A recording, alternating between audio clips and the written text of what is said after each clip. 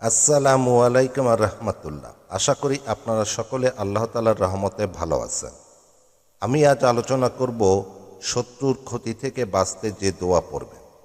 আসুন তাহলে জেনে নিই দোয়াটি সম্পর্কে বিস্তারিত।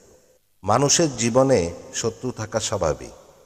যারা আল্লাহ তাআলাকে বেশি ভালোবাসেন, ন্যায়ের পথে অবিচল থাকার চেষ্টা করেন, তাদের শত্রু অপেক্ষাকৃত বেশি।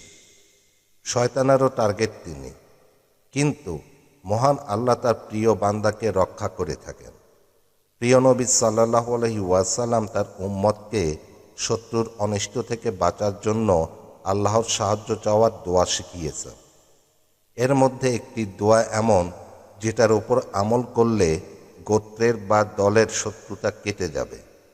হযরত আবু মুসা আশআরী রাদিয়াল্লাহু তাআলা আনহু বলেন, আল্লাহর রাসূল সাল্লাল্লাহু আলাইহি ওয়াসাল্লাম কোনো গোত্র বা লোকদের ব্যাপারে ভয় পেলে এই দোয়াটি পড়তেন। দোয়াটি আমি ভিডিও স্ক্রিনে আরবিতে ও বাংলা উচ্চারণ সহ দিয়ে দিয়েছি, আপনারা দেখতে পাচ্ছেন। দোয়াটির অর্থ হল, হে আল্লাহ, আমরা তোমাকে শত্রুর মোকাবেলায় পেশ করছি, তুমি তাদের দমন করো, আর তাদের অনিষ্ট থেকে তোমার নিকট আশ্রয় চাই। সূত্র আবু দাউদ।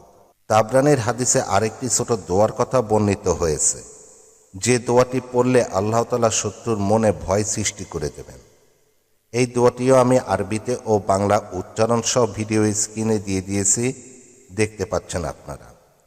এই দোয়াটির অর্থ হল, হে আল্লাহ, কোরআন অবতীর্ণকারী, দ্রুত হিসাব গ্রহণকারী, মেঘকে পরিচালনাকারী, শত্রু বাহিনীকে পরাজিত ও প্রতিহত করো, তাদের দমন ও পরাজিত করো, তাদের মধ্যে কম্পন সৃষ্টি করে দাও। সূত্র তাবরানী, হাদিস নম্বর 989।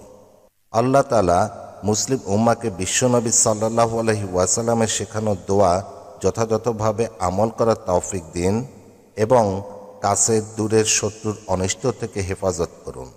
আমিন।